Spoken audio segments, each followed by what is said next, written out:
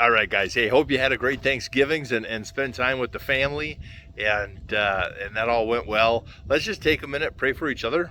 Over the last year, or even 2 years, through the YouTube community that we're all part of here, connecting to each other, and you're on other platforms, messenger groups, and all this, that, and the other stuff. A lot of family members were lost in the last couple of years.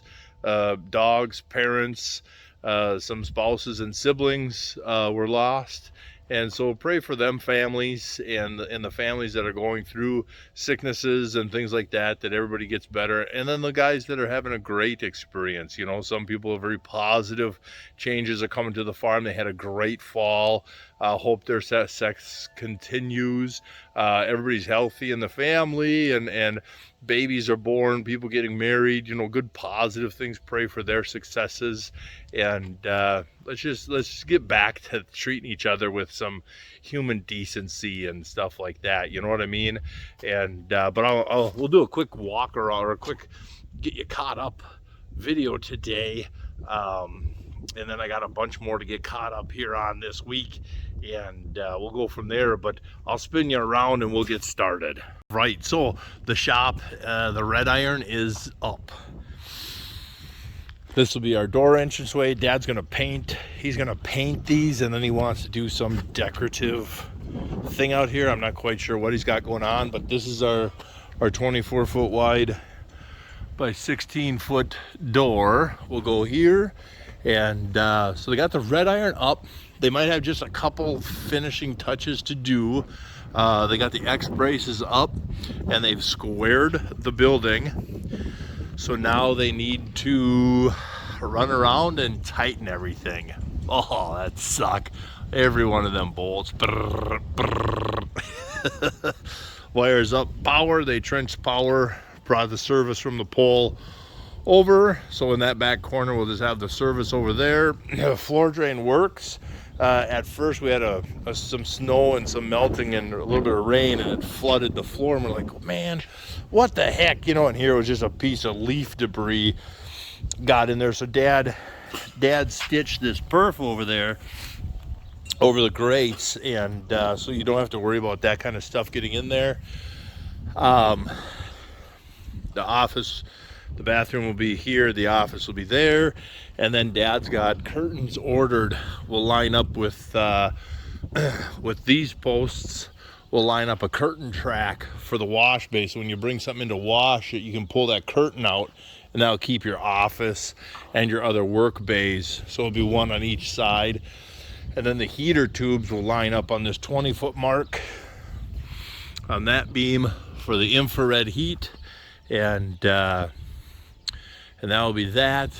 So hopefully next week they can start, maybe spend Monday just tightening and finish squaring and doing the red iron and getting the bottom. There's a bottom row of purlins that goes on. But hopefully next week we start seeing tin going on, tin and insulation. Combine, I'm just changing engine oil on the combine. And we got done with our corn.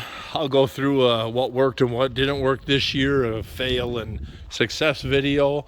And them are the bundles of insulation out there for the shop. And yeah, so it's coming. It's way too slow and it's way too late. It was supposed to be done at the end of October. Original plan was the end of September, and then the building didn't even show up until a couple weeks ago. And so, yeah. All right, Massey's been going good. Got him warming up. Got to move hay for the cows today. Got a 500-hour review video coming up on him. So this fall back here has not been very kind to me. The auger here, the input shaft, the lower bearing on that PTO shaft went out. Like, oh, okay, no big deal. So I popped that in, and then I don't know, like the next day, all of a sudden Jeffrey's like, hey, you're spilling corn around here. And I'm like, what? Well, here the top bearing, so it comes into a chain here. I don't know, with the PTO shaft, you can kind of see now that top bearing went out. So now I got to put that in. And then it needs new flighting on this first whatever section of auger. It needs new flighting. Then I got to fix the wheels here, but we did win through Peterson Seed. We did win I think we might have won a power kit for the swing hopper, so that's kind of fun. The grain dryer. So I show up one morning after the last video of things falling apart. I show up one morning and the auger going to the dryer is plug solid. Never had, well, we had that happen in super wet corn before, but all the corn this year was really dry. So I don't know what happened, but that thing was, I mean, you put a pipe wrench down here, you were not turning it. So then it smoked the belts off. All right, fine. Dig out the hopper, run it backwards, dig out the hopper, run it backwards, you know. Get the auger cleaned out, put the new belts on, boom, that's working great. Come back the next day, now it won't unload. You're like, what the heck, the meter rolls won't turn. So you're like, oh, darn it, now what, you know? And so this motor locked up. So take the motor off, pull the wires out, and here it was the bearings froze up on him. All right, so we haul in the shop, and by luck it uses the same bearing as the John Deere Pilot bearings, like on a 4020 or 3020 synchro. So we had a couple bearings on hand, put them on, put it back together, and it got running, or we thought we were gonna run, but then it wouldn't unload. So I'm in here and I'm like, oh darn it, you know, and I see this thing had been burnt. Well, I thought that was part of the circuit board. So I call around and they said, no, that's a fuse. So I put a jumper wire in there and it works. And then rummaging around through the box of parts I got with the dryer, there was a spare fuse in, but we got him ordered, and so we got another one coming to have on hand.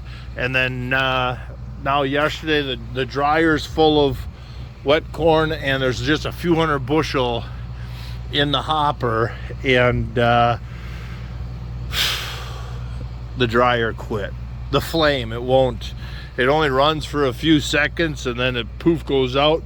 So next week when everybody's back on the clock, I might have to get a flame detector probe. That'd be my first guess, and we'll go from there. But yeah, kind of silly, but just one thing after the other this fall back here. Knock on wood, once we got to corn, the problems with the combine went away. Oh shoot, I didn't even tell you about the auger. Holy crap, yeah, look at this wonderful deal. So this is the auger that used to be here. So after all that stuff, then the next morning you come out and this auger's not working. You're like, what the heck? And so I go up top, I can turn the motor and pulley, but I can't turn that auger shaft. I'm like, son of a booga. So luckily the guys building the shed, their lull just barely reached up there. So I got up there and rigged up to the motor to their lull, and they kind of slid it across the roof and set it down, and I just took the ATV and pulled it out there. And then we brought this auger in, we pulled it way up here, and then we put the ATV back at the shop, or at the silo, and used the winch, and then I'd crank up. And I'm so nervous about tipping an auger over. Since I've tipped an auger over, I'm super nervous about that, but I kept picking on this end as we went, and it stayed extremely heavy on this end, which is cool. But we got her here, and then as I got up over the dome, then I started turning it so that head kept riding the side of the dome so it couldn't tip over. And then we took the ATV, parked back there with the winch, so Dad would just winch, and then I just pushed on this end to steer it. But we had to come over a couple feet. All we had to do was come over a couple feet. So Dad comes over with the pallet fork, and he comes under here with the pallet fork, and I said, give it just a bump up. Well, he curled back instead of lifting up, and when he curled back, it put a spring in the fork. So all of a sudden this starts going, woo, woo. And I froze, and I look at Dad, and he's right here in the 4430. He's white, just holding the wheel like, holy crap. And finally he just hits the lever down. And I looked at him, and I'm like, oh my God, I think I just pooped a little bit. I thought for sure that sucker, because this isn't very wide at all. That ain't very wide at all compared to how high you're up there, and to get that thing, you know, bouncing like that, she could have gone real quick. Whoo, that was scary, but we survived and it went well. But it, and this auger works very, very, very nice.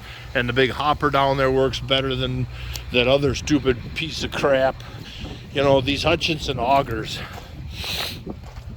These Hutchinson's auger, the pump is coming apart on that. Do not buy remanufactured or aftermarket hydraulic pumps for your John Deeres. Bring it to us, we'll rebuild them. I'm sick of that crap. Them Hutchinson augers are good augers, you know, they're good heavy flighting, heavy center tubes, really heavy wall tubing. But and they're great if all you're doing is one thing. But when you start connecting them together, that's when I've had nothing but troubles wherever these things go together. So, but guys, we're done with corn. That tree got in my way, so I tipped it over. We're done with corn, and now we're moving on to custom corn.